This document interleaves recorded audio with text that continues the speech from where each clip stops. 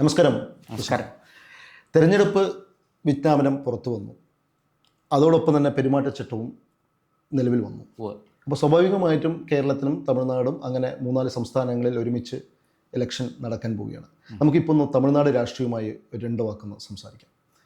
തീർച്ചയായിട്ടും ഈ തമിഴ്നാട് രാഷ്ട്രീയത്തിൽ നിർണായക നീക്കങ്ങൾ നടന്നുകൊണ്ടിരിക്കുകയാണ്. ഇപ്പോൾ അവിടെ ഭരിച്ചുകൊണ്ടിരിക്കുന്നത് DMK ആണ്. അതായത് സ്റ്റാലിൻ്റെ പദവിയിൽ, സ്റ്റാലിൻ്റെ നേതൃത്വത്തിലാണ് അവിടെ മുഖ്യമന്ത്രി പദം അലങ്കരിച്ചുകൊണ്ട് അദ്ദേഹം നല്ല രീതിയിൽ മുന്നോട്ട് കൊണ്ടുപോയിക്കൊണ്ടിരിക്കുകയാണ്.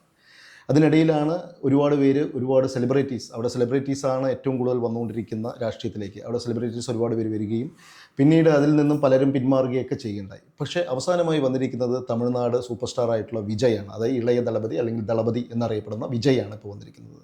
TVK, തമിഴ് വെട്രിക്കഴകം എന്നാണ് ആ പാർട്ടിയുടെ പേരായിട്ട് അവർ കൊണ്ടുവന്നിരിക്കുന്നത്. ഇപ്പോൾ അദ്ദേഹം നിർണായകമായിട്ടുള്ള പ്രശ്നങ്ങൾ എന്ന് പറഞ്ഞാൽ അദ്ദേഹത്തിൻ്റെ സിനിമ ഇറങ്ങാൻ പറ്റുന്നില്ല. അദ്ദേഹത്തിനെതിരെ 7 മണിക്കൂറോ 9 മണിക്കൂറോളം റൈഡ് ചെയ്തുകൊണ്ട് അദ്ദേഹത്തിനെതിരെ ചോദ്യം ചെയ്തുകൊണ്ടിരിക്കുന്നു. പല പ്രശ്നങ്ങളും അവിടെ നടന്നുകൊണ്ടിരിക്കുന്നു. അതിൻ്റെ ഇടയിൽ DMK പറയുന്നു ഞങ്ങൾ തന്നെ വീണ്ടും 2ാം ഭരണം തുടരും എന്നും അധികാരത്തിൽ വരുമെന്ന് പറയുന്നു. BJPയുമായിട്ടുള്ള സഖ്യത്തിലേക്ക് വേണ്ടി വിജയിനെ കൂട്ടുപിടിച്ച് മുന്നോട്ട് ചർച്ചകൾ നടന്നുകൊണ്ടിരിക്കുകയാണ്. എന്താണ് ഈ തമിഴ്നാട് രാഷ്ട്രീയത്തിനെക്കുറിച്ച് അങ്ങയുടെ വിലയിരുത്തൽ? തമിഴ്നാട് രാഷ്ട്രീയം താങ്കൾ പറഞ്ഞതുപോലെ ഈ വിണ്ണിലെ താരങ്ങൾ ഭരിക്കുന്ന ഒരു രാഷ്ട്രീയമാണ് തമിഴ്നാട്ടിൽ പൊതുവെ. സിനിമയ്ക്ക് വലിയ പ്രസക്തിയുണ്ട്. സിനിമാ നടന്മാർക്കും നടിമാർക്കും തമിഴ് രാഷ്ട്രീയത്തിൽ വലിയ സ്വാധീനമുണ്ട്. നമ്മൾ കണ്ടതാണ് തമിഴ്നാട്ടിൻ്റെ 2 പ്രധാനപ്പെട്ട മുഖ്യമന്ത്രിമാർ, ഒന്ന് MGRും പിന്നെ ഒന്ന് ജയലളിതയും. രണ്ടുപേരും വെള്ളിത്തിരയെ വിസ്മയിപ്പിച്ചവരാണ്. ഇപ്പോൾ തമിഴ് രാഷ്ട്രീയത്തിൽ ഈ പറഞ്ഞതുപോലെ കഴിഞ്ഞ 2 ടേമായിട്ട് DMK ഭരിക്കുന്നു. ഒരു തുടർഭരണം ആഗ്രഹിച്ചുകൊണ്ട് DMK തെരഞ്ഞെടുപ്പിനെ നേരിടാൻ തയ്യാറായി. DMKയും സിനിമ ഫീൽഡിൽ നിന്ന് വന്നവരാണ്. സിനിമ ഫീൽഡിൽ നിന്ന് വന്നവരാണ്. കരുണാനിധി ഈ DMKയുടെ ജീവാത്മാവും പരമാത്മാവുമായ കരുണാനിധി തമിഴ് സിനിമകൾക്ക് തിരക്കഥ രചിച്ചിട്ടുള്ള ആളാണ്. നിരവധി ഹിറ്റ് സിനിമകൾക്ക് ജന്മം കൊടുത്തയാളാണ്. അപ്പോൾ ആ അർത്ഥത്തിൽ അദ്ദേഹവും സിനിമാ ഫീൽഡിൽ നിന്ന് തന്നെ വന്നയാളാണ്. അപ്പോൾ ഇപ്പോൾ തമിഴ്നാട്ടിൽ ഈ പറഞ്ഞതുപോലെ DMK ഒരു തുടർഭരണം ആഗ്രഹിച്ചുകൊണ്ട് മുന്നോട്ട് പോവുകയാണ്. സത്യത്തിൽ DMK അവിടെ ഒറ്റപ്പെട്ട് നിൽക്കുകയാണെന്ന് പറയാം. ഇപ്പോൾ അവർക്കൊരു അലയൻസ് എന്ന് പറയാനായിട്ടൊരു സഖ്യം അവരോട് കൂടാനായിട്ട് കോൺഗ്രസ്സാണുള്ളത്. കോൺഗ്രസിൻ്റെ തമിഴ്നാട്ടിലെ അവസ്ഥ നമുക്ക് എന്താണെന്നറിയാം. പിന്നെ ഉള്ളത് ഇടതു പാർട്ടികളാണ്. CPMും CPIയും ഒക്കെ ഈ DMKയുടെ ദയാവായ്പ കൊണ്ട് ജീവിച്ചു പോകുന്നവരാണ് തമിഴ്നാട്ടിൽ. കോൺഗ്രസ്സിനും ഇപ്പോൾ അവിടെ വലിയ തിരിച്ചടിയൊക്കെ നേരിട്ട് കോൺഗ്രസ് ആകെ തകർന്ന് തരിപ്പണമായി നിൽക്കുകയാണ്. കോൺഗ്രസ്സിനും വാസ്തവത്തിൽ DMKയുടെ ഒപ്പം അല്ലെങ്കിൽ AIADMKയുടെ ഒപ്പം ചേർന്നാൽ മാത്രമേ അവിടെ പിടിച്ചു നിൽക്കാൻ കഴിയുള്ളൂ. അപ്പോൾ അങ്ങനെ നോക്കുമ്പോൾ തീരെ ദുർബലരായ 2-3 രാഷ്ട്രീയ കക്ഷികളെയും ഒപ്പം കൂട്ടി ഒരു പേരിനൊരു മുന്നണി ഉണ്ടാക്കി. ഡൽഹിയിലേക്ക് വരുമ്പോൾ ചിത്രം മാറും. അവിടെ കോൺഗ്രസ്സിന് കുറെ കൂടെ സ്വാധീനമുണ്ട്, ഒക്കെ സമ്മതിച്ചു. പക്ഷേ തമിഴ്നാട്ടിൽ കോൺഗ്രസും CPMും CPIയും ഒക്കെ നാമമാത്രമാണ്. അവിടെ വാസ്തവത്തിൽ DMKയുടെ തണലിൽ ഈ വാഴ നനയുമ്പോൾ ചീരയും നനയും എന്ന് പറഞ്ഞതുപോലെയാണ്. അങ്ങനെ പറയാൻ പറ്റില്ല. കാരണം DMKയിൽ ഇപ്പോൾ നിൽക്കുന്നത്, അതായത് മുൻപ് നിന്ന വിജയകാന്തിൻ്റെ ഏറ്റവും വലിയ പാർട്ടിയായിട്ടുള്ള, അതായത് ഉപമുഖ്യമന്ത്രി സ്ഥാനം വരെ അല്ലെങ്കിൽ പ്രതിപക്ഷ നേതാവായി നിന്നിരുന്ന വിജയകാന്തിൻ്റെ പാർട്ടി വരെ ഇപ്പോൾ ഇവർ വിലയ്ക്ക് വാങ്ങിയിരിക്കുന്ന DMK. ഒപ്പം തന്നെ ADMKയിൽ ഉണ്ടായിരുന്ന പന്നീർസെൽവം DMKയിൽ വന്ന് ഇപ്പോൾ യോജിച്ചിരിക്കുകയാണ്. ഇനി ഇതൊക്കെ പോട്ടെ, ഒരു വലിയൊരു സെലിബ്രിറ്റി, അവിടുത്തെ ഉലകനായകൻ എന്നറിയപ്പെടുന്ന, അല്ലെങ്കിൽ നമ്മുടെയൊക്കെ ഉലകനായകൻ എന്നറിയപ്പെടുന്ന കമലഹാസൻ വലിയൊരു പാർട്ടി ഉണ്ടാക്കുകയും ഇവർക്കെതിരെ DMKക്കെതിരെ അതിരൂക്ഷമായിട്ട് വിമർശനങ്ങൾ പ്രയോഗിക്കുകയൊക്കെ ചെയ്യുന്നൊരു വ്യക്തിയാണ് കമലഹാസൻ. പക്ഷെ കമലഹാസനെ വരെ അവർ വിലയ്ക്ക് വാങ്ങി ഇപ്പോൾ ഒരു MP സ്ഥാനം കൊടുത്ത് അവിടെ ഒതുക്കിയിരുത്തിയിട്ടുണ്ട്. അപ്പോൾ സ്വാഭാവികമായിട്ടും അവർക്ക് നാളെ വിജയിനെ പോലെയുള്ള ഒരാളിനെയും കൂടി അവർക്ക് വിലയ്ക്ക് വാങ്ങി കൂടെ ഇരുത്തിക്കും. ഞാൻ അതിലേക്ക് വരുന്നു. ഈ അങ്ങ് വിജയകാന്തിൻ്റെ പാർട്ടിയുടെ കാര്യം പറഞ്ഞു. സത്യത്തിൽ ജയലളിതയോടൊപ്പം നിന്നപ്പോഴാണ് വിജയകാന്തിന് ഒരു മുന്നേറ്റം ഉണ്ടായത്. ജയലളിതയിൽ നിന്ന് വിട്ടുപോയപ്പോൾ വിജയകാന്തിൻ്റെ പാർട്ടിക്ക് തകർച്ചയെ ആരംഭിച്ചു. അല്ല, വിജയകാന്തിൻ്റെ പാർട്ടിക്ക് തകർച്ച ആരംഭിച്ചു എന്ന് പറയാൻ പറ്റില്ല. ആക്ച്വലി വിജയകാന്ത് ആരോഗ്യവാനായി ഇരുന്നിരുന്നെങ്കിൽ അദ്ദേഹം ആയിരിക്കും ചിലപ്പോൾ ഇന്നത്തെ തലപ്പത്ത് എത്തേണ്ട ഒരു വ്യക്തി. അല്ല, ഇന്ന് തലപ്പത്തൊന്നല്ല, ഒരു പക്ഷേ അവിടെ മുഖ്യ പ്രതിപക്ഷം മാത്രമല്ല മുഖ്യമന്ത്രിയായിട്ട് തന്നെ എത്താൻ സാധ്യത ഉണ്ടായിരുന്ന ഒരാൾ വിജയകാന്താണ്. വിജയകാന്ത് അദ്ദേഹത്തിന് ആയുസ് കൊടുത്തില്ല. അദ്ദേഹം വിധിവശാൽ അദ്ദേഹം പിൻവാങ്ങി. ഇപ്പോൾ അദ്ദേഹത്തിൻ്റെ ഭാര്യ അവർക്ക് വേറെ നിവൃത്തിയില്ല. അവരിങ്ങനെ ഏതെങ്കിലും ഒരു ഈ തമിഴ്നാട്ടിലും മുന്നണി രാഷ്ട്രീയത്തിൻ്റെ ഈ ചരടുവലികൾ കാര്യമായിട്ട് നടക്കുകയാണ്. അപ്പോൾ അതുകൊണ്ട് തന്നെ ഏതെങ്കിലും ഒരു പ്രമുഖ മുന്നണിയിൽ, ഒരു പ്രമുഖ പാർട്ടി നയിക്കുന്ന മുന്നണിയിൽ നിൽക്കണം. അവർ നോക്കിയപ്പോൾ DMK ആണ് ഭരണത്തിലുള്ളത്. അപ്പോൾ DMKയുടെ ഒപ്പം നിൽക്കുക എന്നുള്ളതാണ് അവരുടെ അവർ നോക്കിയപ്പോൾ ശരി എന്ന് തോന്നിയത് അതാണ്. അതുകൊണ്ട് അവർ DMKയ്ക്ക് ഒപ്പം ചേർന്നു. തിരിച്ച് ഞാൻ ചോദിക്കട്ടെ, ADMK എന്ന് വിട്ടുപോയ പനീർസെൽവം അപ്പുറത്ത് പോയി. പനീർസെൽവം മാത്രമാണ് പോയത്, കൂടെ എത്ര നേതാക്കൾ പോയി? ADMKയുടെ പ്രധാനപ്പെട്ട നേതാക്കളെല്ലാം ഇപ്പോഴും ADMK തന്നെ ഉണ്ട്.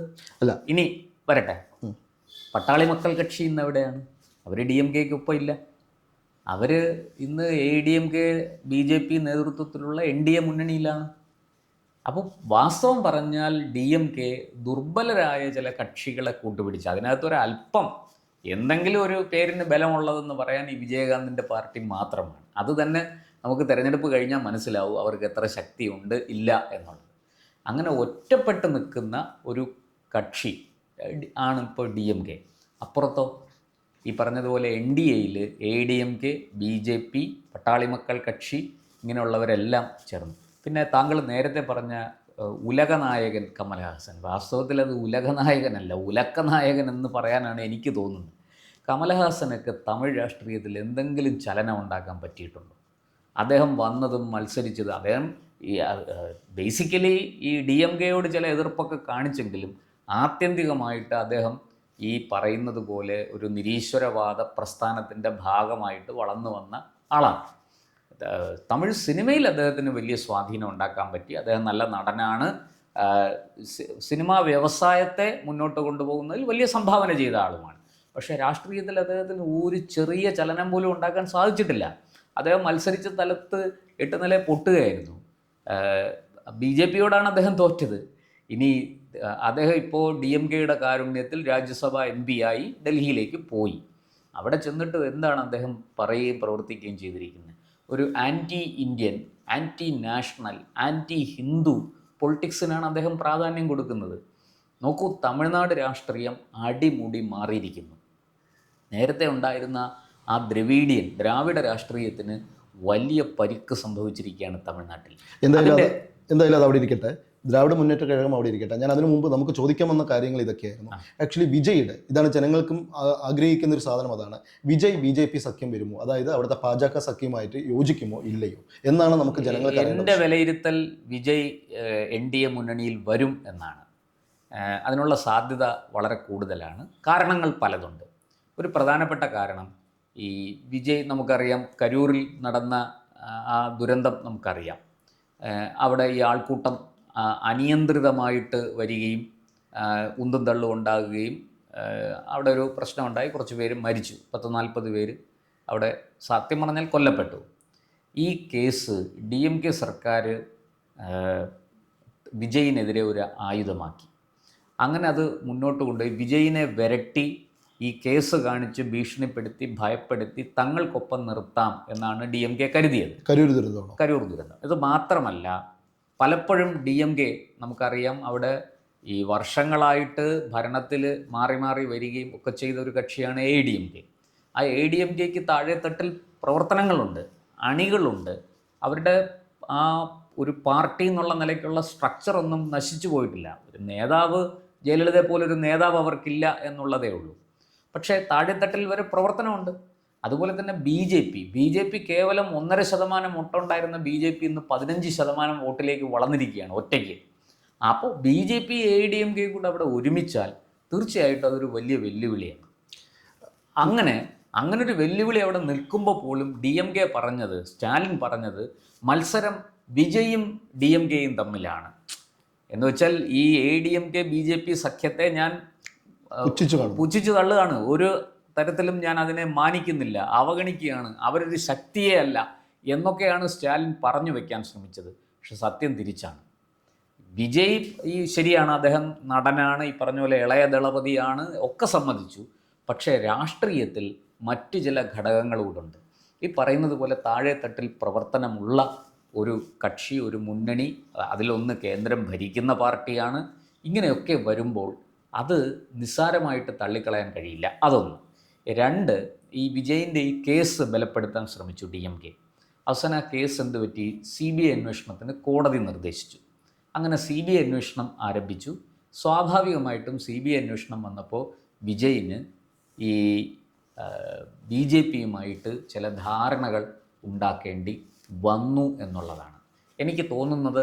കാരണം ഈ കേസ് പല രീതിയിൽ ഇതിന് പല മാനങ്ങളുണ്ട്. തീർച്ചയായിട്ടും ഇതിൻ്റെ ഈ ഒരു ദുരന്തത്തിൻ്റെ ഉത്തരവാദിത്വത്തിൽ നിന്ന് ഈ TVK എന്ന് പറയുന്ന പാർട്ടിക്കും വിജയിനും ഒന്നും പെട്ടെന്ന് ഒഴിഞ്ഞു മാറാൻ കഴിയില്ല.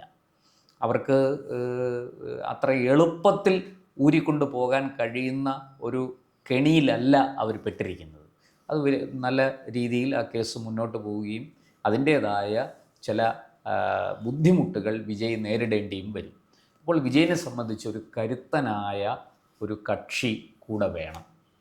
പ്രത്യേകിച്ചും കേന്ദ്രത്തിൽ ഭരിക്കുന്ന BJP ആകുമ്പോൾ ചില പ്രൊട്ടക്ഷനൊക്കെ കിട്ടും, സ്വാഭാവികമാണ്. ഇപ്പോൾ ഈ വിജയ് അറിഞ്ഞുകൊണ്ട് 40 പേരെ കൊല്ലാൻ കൂട്ടുനിന്നു അല്ല, നമുക്കെല്ലാവർക്കും അറിയുന്നതാണല്ലോ. ഇത് ആകസ്മികമായി സംഭവിച്ചു പോയ ഒരു ദുരന്തമാണ്. പക്ഷെ ആ ദുരന്തത്തിനെ മുതലെടുക്കാൻ പലരും ശ്രമിക്കുമ്പോൾ അവിടെ അതിൽ നിന്ന് വിജയിനെ രക്ഷിക്കാൻ BJP തയ്യാറായിട്ട് മുന്നോട്ട് വന്നാൽ തീർച്ചയായിട്ടും വിജയും BJPയും തമ്മിൽ, TVKയും BJPയും തമ്മിൽ, അല്ലെങ്കിൽ NDAയും തമ്മിൽ ഒരു ധാരണയുണ്ടാകും. ആ ധാരണ തീർച്ചയായിട്ടും വിജയിന് ഗുണം ചെയ്യും. വിജയിൻ്റെ നിരപരാധിത്വം വിജയിന് തെളിയിക്കാൻ കഴിയും. ഇനി ഈ പറഞ്ഞതുപോലെ നമ്മൾ DMKയുടെ പ്രധാന എതിരാളി എന്ന് പറയുന്നത് ADMKയും BJPയും നേതൃത്വം നൽകുന്ന NDA മുന്നണി തന്നെയാണ്. അവിടെ വിജയ് ഒരു കക്ഷിയായിട്ട് കടന്നു വരികയും വിജയിൻ്റെ ആ താരശോഭ അത് പരമാവധി വോട്ടാക്കി മാറ്റാൻ ശ്രമിക്കും. വിജയിൻ്റെ ശക്തി എന്ന് പറയുന്നത് വിജയിൻ്റെ പാർട്ടിക്ക് ഒരു പൊളിറ്റിക്കൽ സ്ട്രെങ്ത് അല്ല ഉള്ളത്, മറിച്ച് ഫാൻസുകാരുടെ ബലമാണുള്ളത്. ഈ ഫാൻസുകാർ ഏറ്റവും താഴെത്തട്ടിൽ വരെ ഫാൻസുകാരുണ്ട് എല്ലാ ജില്ലകളിലും, ജില്ലയ്ക്ക് താഴോട്ടുമൊക്കെ. അത് കുറേ വർഷങ്ങളായിട്ട് വിജയ് വളർത്തിയെടുത്തിരിക്കുന്നതാണ്. അതുകൊണ്ട് തന്നെ ആ ഫാൻസുകാരുടെ പ്രവർത്തനവും അവരുടെ വോട്ടും കൂടി ചേരുമ്പോൾ തീർച്ചയായിട്ടും അത് BJPക്കും ADMKയ്ക്കും അല്ലെങ്കിൽ അവർ നേതൃത്വം നൽകുന്ന NDA മുന്നണിക്ക് ഗുണം ചെയ്യും. മറ്റൊരു പ്രധാനപ്പെട്ട കാര്യം, DMKയ്ക്കെതിരെ ഒരു ഭരണവിരുദ്ധ വികാരമുണ്ട് തമിഴ്നാട്ടിൽ. 10 വർഷം തുടർച്ചയായിട്ട് ഭരിച്ചിട്ട് ജനങ്ങൾക്ക് പലതരത്തിലുള്ള പരാതികളും ബുദ്ധിമുട്ടുകളും പ്രശ്നങ്ങളുമുണ്ട്. അത് പരിഹരിക്കാൻ സ്റ്റാലിനെ കൊണ്ട് സാധിച്ചിട്ടില്ല. അവിടെ തീർച്ചയായിട്ടും ആ ഭരണവിരുദ്ധ വികാരം വിജയും കൂടി NDAയിലേക്ക് വന്നാൽ അത് സ്പ്ലിറ്റായി പോകത്തില്ല. ആ ഭരണവിരുദ്ധ വികാരം അവിടെ ഒരുമിച്ച് NDAയുടെ പെട്ടിയിൽ വീഴും. അപ്പോൾ ഒന്ന് ആലോചിക്കേണ്ടത്, DMK ഒരു വശത്ത് ഒറ്റപ്പെട്ട് നിൽക്കുന്നു, ഇപ്പുറത്ത് സഖ്യകക്ഷികൾ ചേർന്ന് NDA മുന്നണി കൂടുതൽ ബലപ്പെടുന്നു. ഭരണവിരുദ്ധ വികാരം ചിതറിപ്പോകില്ല. മറ്റത് വിജയും NDAയും രണ്ടും രണ്ട് തട്ടിൽ നിന്ന് മത്സരിച്ചാൽ തീർച്ചയായിട്ടും ഭരണവിരുദ്ധ വികാരം രണ്ടാകും.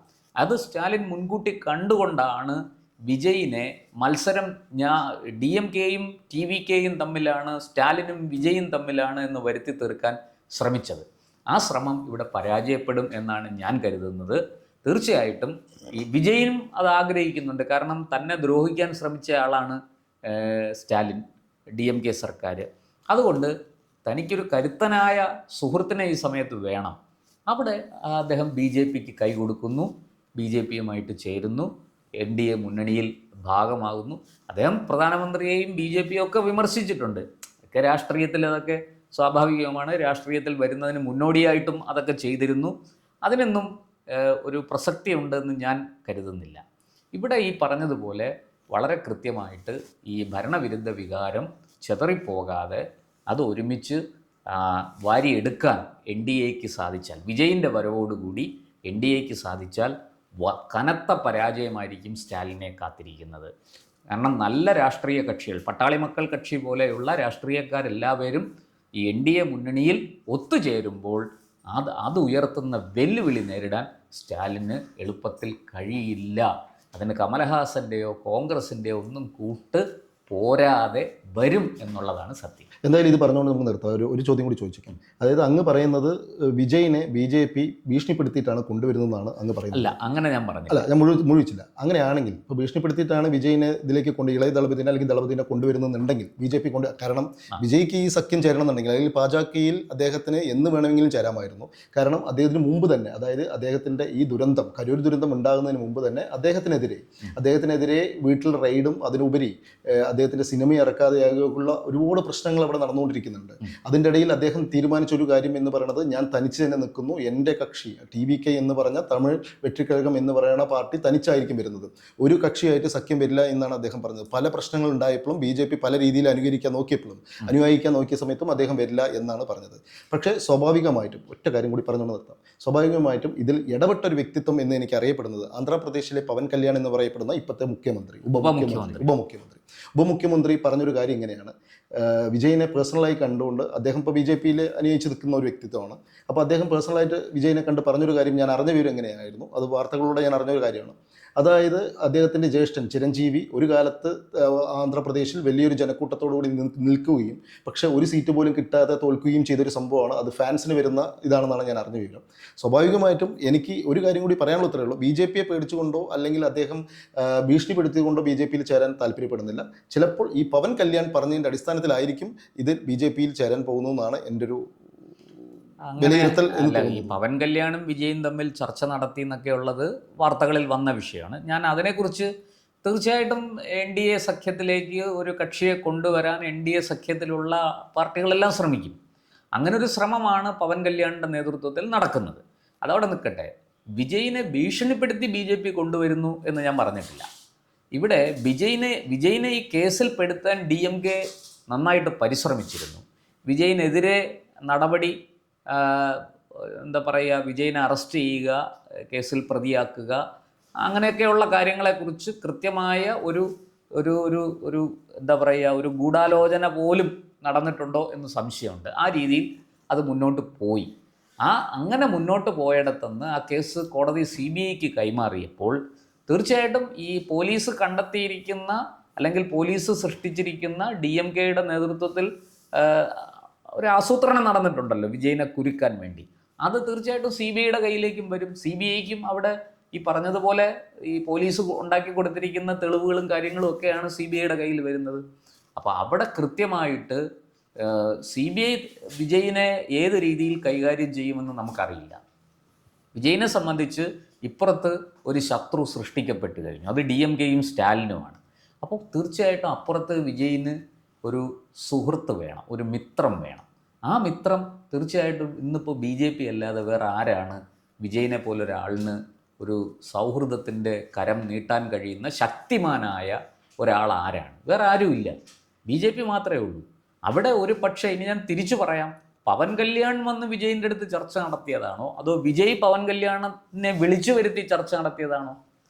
അങ്ങ് പറഞ്ഞു, ചിരഞ്ജീവിയുടെ അനുഭവം പറഞ്ഞു. ചിരഞ്ജീവി പ്രജാരാജ്യം എന്ന് പറഞ്ഞൊരു പാർട്ടിയൊക്കെ ഉണ്ടാക്കി ഇലക്ഷന് മത്സരിച്ച് 8 നിലയെ പൊട്ടി. അതോടുകൂടി അദ്ദേഹം കുറേ കാശൊക്കെ കയ്യിൽ നിന്ന് പോയി കഴിഞ്ഞപ്പോൾ രാഷ്ട്രീയം മതിയാക്കി മിണ്ടാതിരുന്നു, അല്ലേ?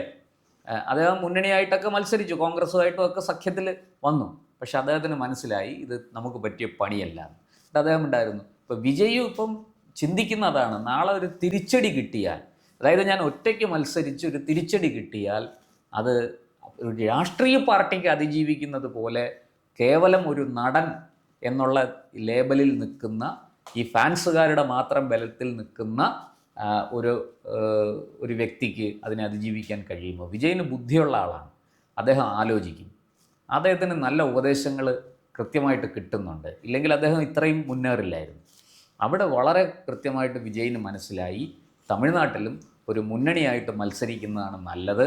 കാരണം ഭരണവിരുദ്ധ വികാരം അവിടെ വോട്ടാവും. അത് ചെതറിപ്പോയാൽ വീണ്ടും DMK തന്നെ വരും. DMK വന്നാൽ മറ്റേതെങ്കിലും തരത്തിൽ വിജയിനെ ദ്രോഹിക്കും എന്ന് വിജയിനറിയാം. ഇനി റെയ്ഡും സിനിമ വൈകുന്നതും, ഈ സിനിമയുടെ കാര്യം കോടതി കിടക്കുകയാണ്, അല്ലേ? കോടതി എന്തായാലും BJPയോ ഈ പറഞ്ഞ പോലെ സെൻസർ ബോർഡോ ഒന്നും സ്വാധീനിച്ചിട്ടല്ലല്ലോ കോടതി ഒരു കേസ് പരിഗണിക്കുന്നത്. അപ്പോൾ എന്തൊക്കെയോ പ്രശ്നം അതിനകത്തുണ്ട്. അത് വിജയാണ് ക്ലിയർ ചെയ്യേണ്ടത്. അങ്ങനെ ക്ലിയർ ചെയ്താൽ സിനിമ റിലീസാവും. അല്ലാതെ ഒരു സിനിമ തടഞ്ഞു വെച്ചെന്നും പറഞ്ഞിട്ട് തമിഴ്നാട് രാഷ്ട്രീയത്തിൽ വലിയ മാറ്റമൊന്നും ഉണ്ടാകാൻ പോകുന്നില്ല. ഇപ്പുറത്ത് ഈ പറഞ്ഞതുപോലെ വിജയിനെ സംബന്ധിച്ച് വിജയനെതിരെയുള്ള പരാതികൾ ഒക്കെ അനുസരിച്ച് അവിടെ റെയ്ഡ്, എല്ലാ തമിഴ് മാത്രമല്ല, മിക്കവാറും എല്ലാ നടന്മാരുടെയും വീടുകളിൽ ഇടയ്ക്കിടയ്ക്ക് റെയ്ഡ് ഉണ്ടാകാറുണ്ട്. അത് ഇൻകം ടാക്സിൻ്റെയും EDയുടെയും ഒക്കെ റെയ്ഡുകൾ സംഭവിക്കാറുണ്ട്. അതിൻ്റെ കാരണവും നമുക്കറിയാം. ഈ സിനിമാ മേഖലയിലാണ് ഏറ്റവും കൂടുതൽ കള്ളപ്പണം വന്ന് മറിയുന്നത്. അപ്പോൾ സ്വാഭാവികമായിട്ടും അതിൻ്റെ പരിശോധനയും കാര്യങ്ങളും ഒക്കെ നടക്കും.